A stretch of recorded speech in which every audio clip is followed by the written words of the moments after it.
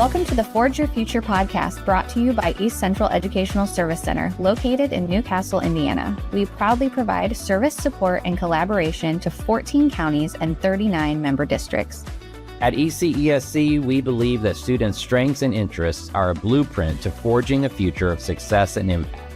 And we are on a journey to provide support and collaboration to schools as they implement career-connected learning for all students. As part of this mission, we are here today to celebrate the amazing educators who help the students of East Central Indiana dream big dreams and achieve more than they thought possible. Their work inspires us each day, and we want to lift up their stories and the stories of the students they are impacting and serving. Welcome to the Forge Your Future podcast. My name is Pat Haney, director of the East Central Educational Service Center in East Central Indiana. And co-hosting with me today is Lindsay Lovern, one of our instructional specialists here at the Service Center. Hi, Lindsay. How are you today? Hey, everybody. I'm good. Glad to be here. Well, it is our great honor to be joined by our friend, Jeremy Duncan, Superintendent of Fayette County School Corporation. Welcome, Jeremy. How are you doing today? I'm great. How are you guys? We are doing wonderful. Thanks for joining us today. We should also say that Jeremy has been a very active participant in our ECESC's programs in his time as a superintendent, and is also a new board member for us starting this year, which we are extremely grateful for as well. Yeah, I'm excited to be a part of that leadership team and to continue to see the good work that's happening. We appreciate the work that the Service Center does in connecting us to resources that can help us better serve our kids. So thank you, Pat, and your team. You guys are awesome. So let's start with your district. Give us just a little bit of background. Where's your district located for folks that don't know? How many students? Who are your students? Just tell us about Fayette County. Yeah, absolutely. So we are a countywide district. I apologize. In Fayette County, Indiana. Geographically, Fayette County is not your largest county you're going to find on the map, but still, we still encompass a very large area, being a countywide district. And so we have 5 elementary schools. 2 of those are out in the county. 3 of those are here in the city of Connersville, Indiana. We also have a middle school, a beautiful old building that has been renovated. It's gorgeous.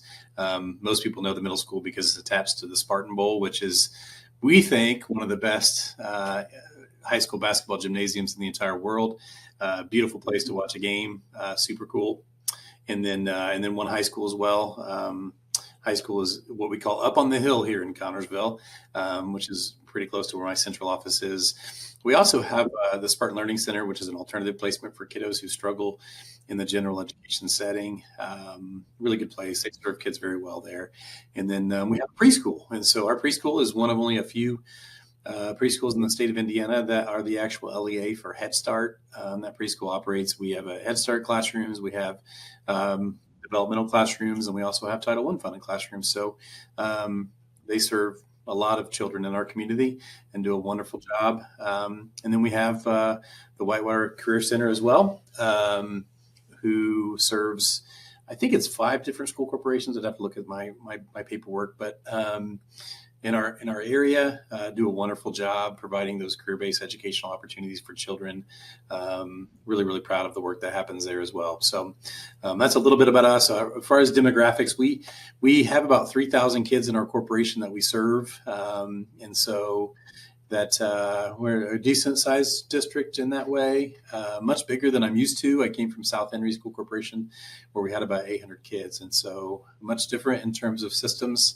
I'm learning every day how that works, but about 3,000 kids that we have the opportunity to serve. And I've learned very quickly that folks here do a wonderful job of serving those 3,000 kids. So blessed to be the superintendent here at Fayette County and excited for what's to come.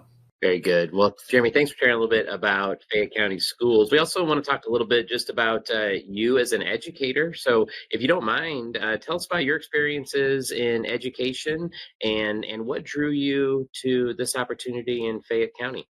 Yeah, so I'm a Muncie guy originally. I grew up in Muncie, Indiana. Went to Muncie Central. If you cut me, I still bleed purple.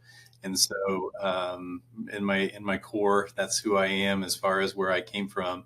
Have spent most of my adult life in Randolph County as a resident there, with my wife, who we've been together since she was 15, I was 16, and so we live on 5 acres there and have a couple beautiful children and a couple horses and cats and dogs and all kinds of weird animals. But beautiful life there. But I started my career in education as a fifth grade teacher.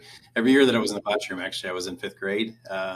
I started at Blue River Valley Elementary School, moved from there to Monroe Central. I was a basketball coach, and then eventually moved into school administration there at the middle school, high school level, and then had the chance to take on my own building at Willard Elementary School in Winchester, Indiana, for my first principalship. And then I was doing two different things. I was bivocational at that time, the last 5 or 6 years there. I was pastoring a church there as well. And, I wasn't really looking for a superintendency. I always thought I'd be a superintendent by the age of 40, and God kind of put me on hold. And, but it was very clear that at that point it was time to move. I got a call to be the superintendent at South Henry School Corporation the same week that we opened a new church building there in Winchester. So it was pretty clear that now's the time to move.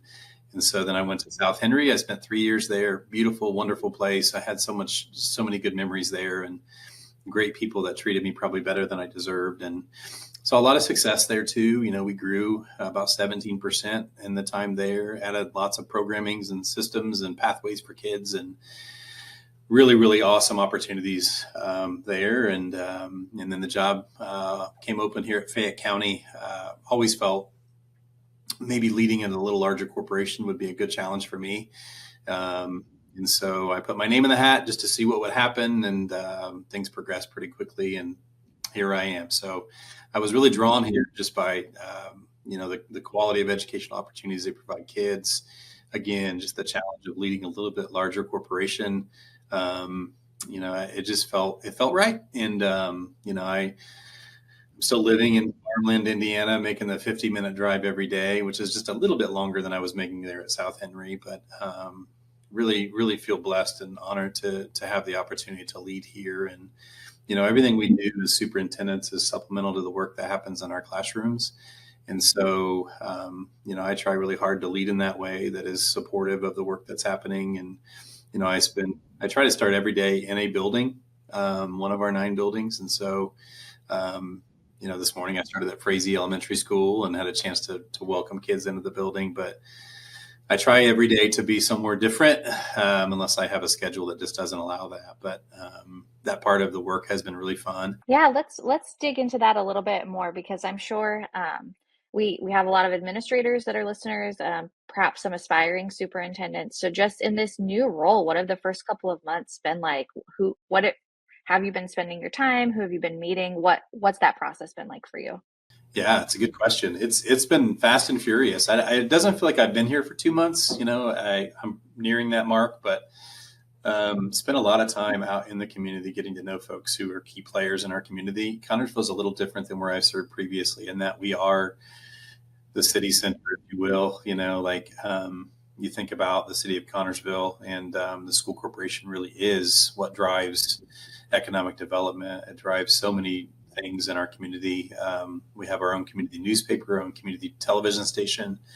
So the school really is the center of what we do here in Connersville. And so that part has been fun. It's been an adjustment to get used to, but trying really hard to get out there, and meet with the Kiwanis and the Lions clubs, and recorded the spot on the television station here this past week. I think it was just published yesterday.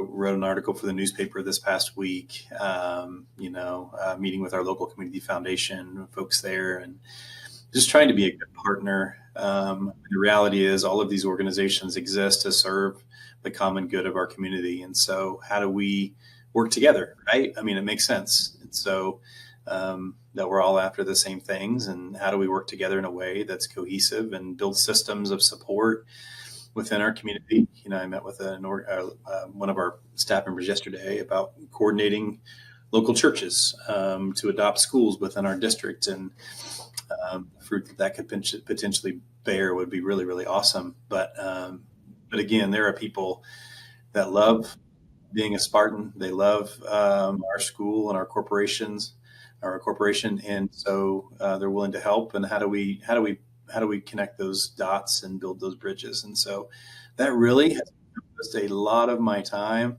over the last few months. But man, it's been fun. I've enjoyed it immensely. Hey, Jeremy, shifting gears and maybe zooming out a little bit as you think about your leadership style. I wanted to see if there was a quote that maybe drives or defines your leadership style that comes to mind. I would say the quote that has kind of driven me personally in my own journey is the quote that essentially says, "I fear not failure, but rather success at things that don't really matter."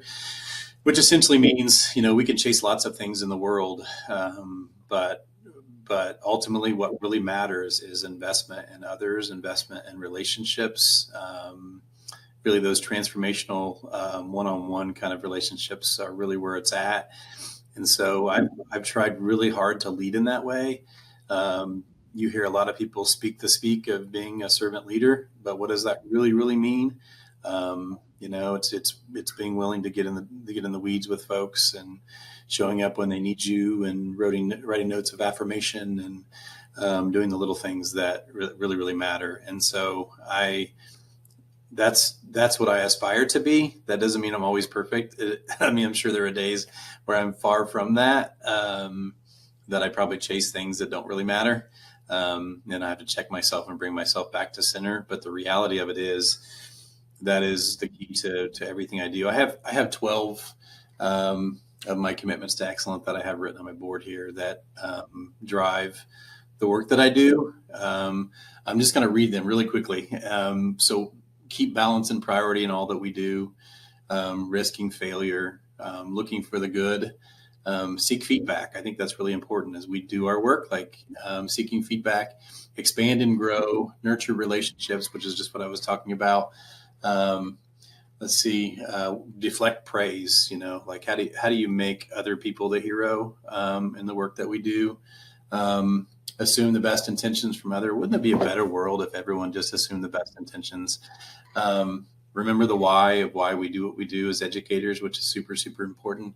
I might have missed, be consistent, and then finally always give him glory for the work that happens. And so that goes more to my own faith, but those things are really what center me and bring me back to, hey, Jeremy, what's important? Like, let's bring it back to chasing after things that really, really matter in the work that we do. Well, when we got started, you were telling us about some of the initiatives that you're really proud of in Fayette County, like your Spartan Learning Center, the Head Start Preschool, and then the connection to the Career Center. Having your own Career Center is a huge advantage for your students. Can you tell us a little bit more about that as far as your just philosophy of how that's benefiting students, your philosophy of career-connected learning, and some of those next steps?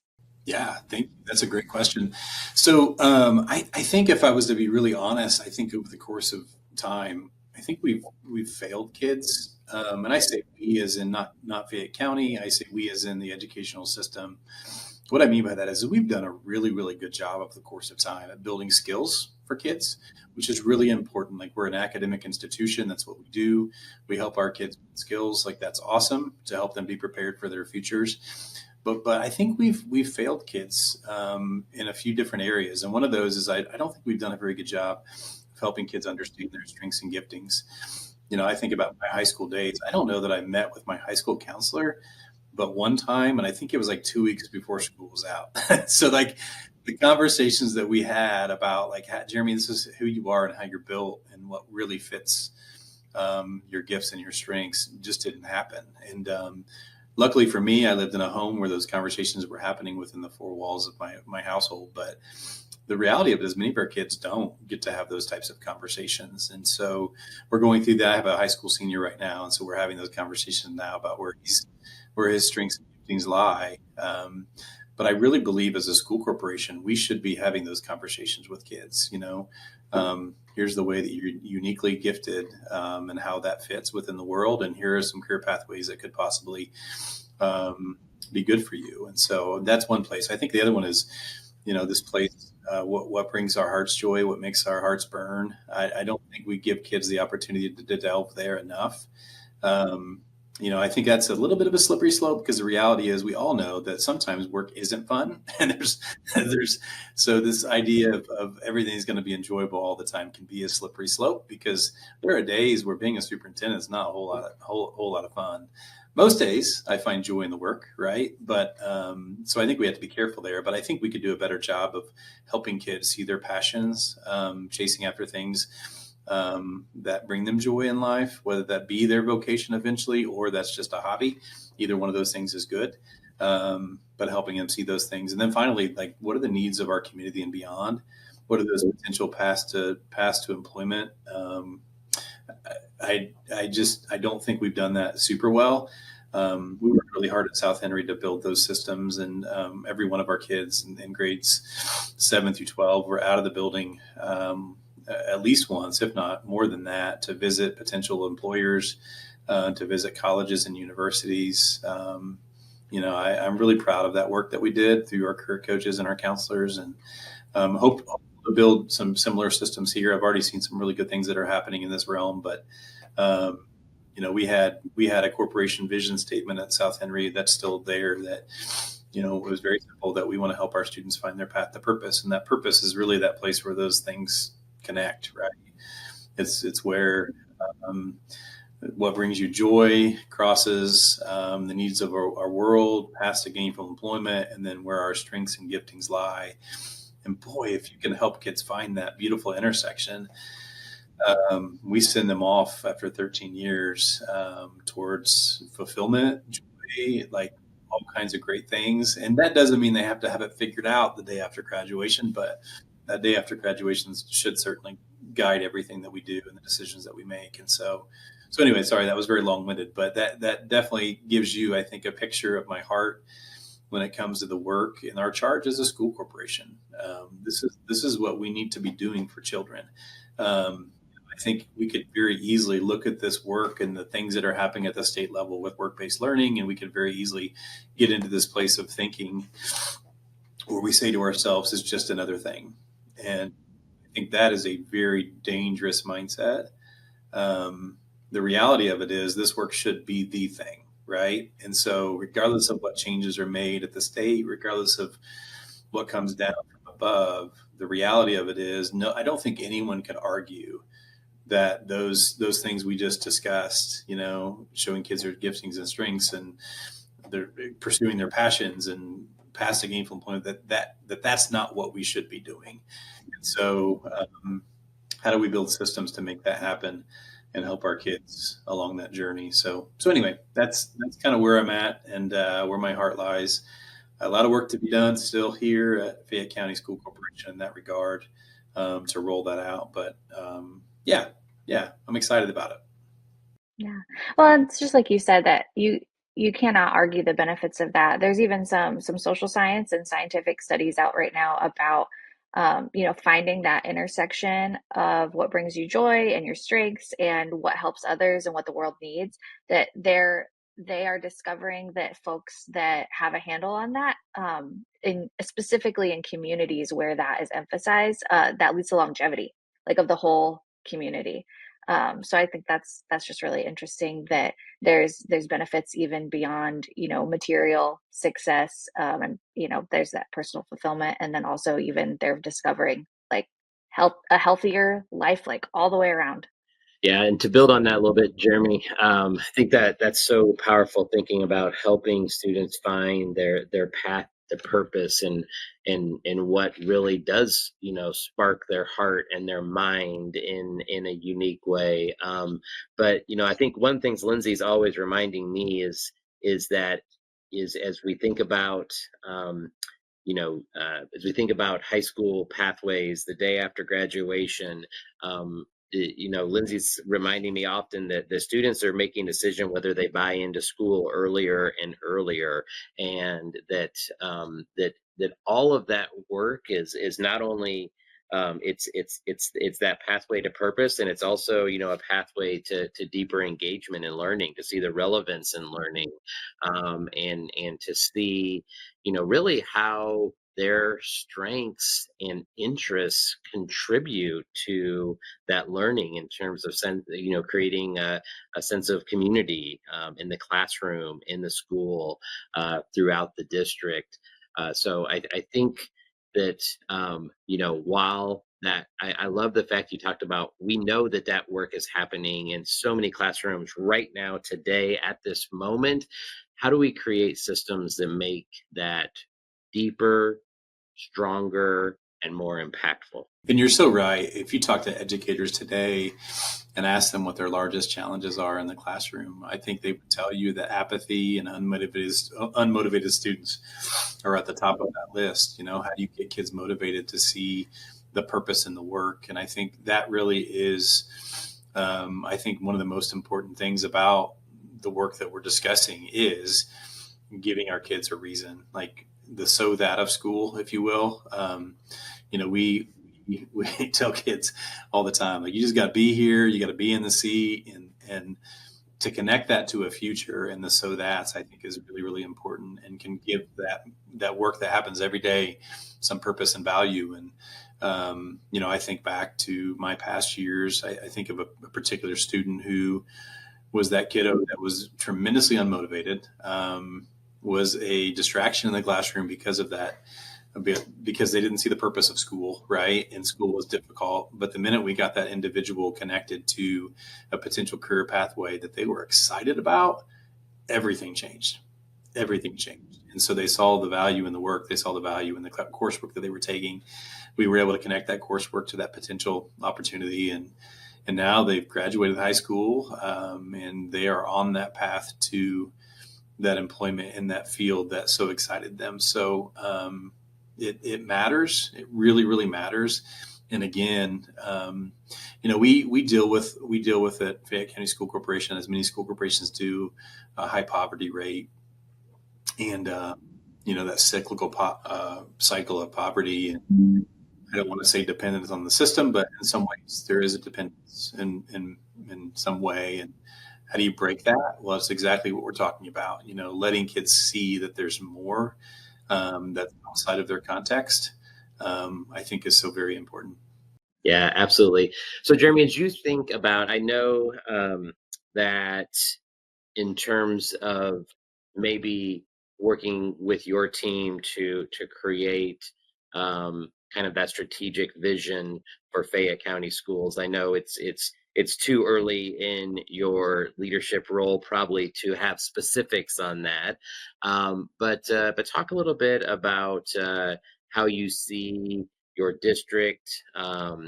The educators that you serve, and your team coming together to refine and update and focus that vision for the future of Fayette County schools? Yeah, it's a great question. I really think it's about getting the right people around the table. And so how do you connect what we do in the school corporation to what's happening outside of our doors? How do we get industry partners in the room and discuss what they're seeing and not seeing from our graduates? What are their needs? That's work that we've done at South Henry that was so meaningful and valuable. We brought in the largest employers in our district, and we said, hey, like, what do you need from our kids? What are you not seeing? Some of it was very small, like, hey, like, kids need to learn how to read a tape measure. Like, that's the most important thing, which sounds really silly, but yet at the same time, I get it. I understand. All the way up to the big durable skills of, hey, like, we got to have kids who can show up to work on time, who are going to work hard, who are going to put their cell phone away during their work hours, those kind of big idea durable skills. And so I think getting those people in the room together and having those conversations of what do you need and how can we work together to make that happen is so very important. The same thing is true with our parents in our community, other community stakeholders that are so important, and of course our educators. And so, I'm in the process right now of building a directional team that essentially is going to help us forge that path. And again, trying to get the right people at the table, if you will, to have those conversations, I think is really, really important as we put that plan together. Well, Jeremy, going back to what we talked about earlier, I might propose that those things that bring you joy are not there by accident, right? That's part of each person's path to purpose is not only what are you doing in your work life, but how are you experiencing joy and sharing that with others. Those networks and experiences are part of and essential to that path to purpose that we've been talking about. Yeah, that's so good. And I'd be remiss if I didn't say that in terms of the relationships that I have with other superintendents and my circle, my network. They keep me up. They build me up. They keep me grounded as well. It's a big deal. And so I think the superintendency can be a lonely place if you allow it to be, because it could be very easy to put yourself on a pedestal as central office, the ivory tower, if you will, and not be out there on the ground with people. It can also be very easy to isolate yourself and the work. And so it's so important to get outside of that context, to continue to learn and grow from other people. I tell you, when I go to meetings, I went to a meeting last week for collective bargaining, which I learned some things, the collective bargaining training, but I learned probably more on my drive there with another superintendent. So, that is so valuable and so important. And sometimes we forget that because we get lost in our own work within our own offices. But that'd be my encouragement if there are superintendents listening or other building leaders listening, like connect, get outside your context, learn from others. It's so important. Jeremy, Duncan, thank you so much for joining us. We are excited to have you as a part of our leadership team here at the Service Center, and excited to see where your leadership and work in Fayette County Schools takes you and your district in the future. So thank you again for joining us. Thank you, guys. Keep up the good work. Thank you for listening to the Forge Your Future podcast. We hope that this glimpse into the bright future of East Central Indiana inspires you and brings you hope. We have the privilege to work with these future makers every day and want to share their stories throughout Indiana and beyond. If you enjoyed today's podcast, please share it with your circle and let's keep the conversation going. You can connect with us on LinkedIn, Facebook, X, and on our website. Until next time, remember that your strengths and interests are a blueprint to your future of success and impact.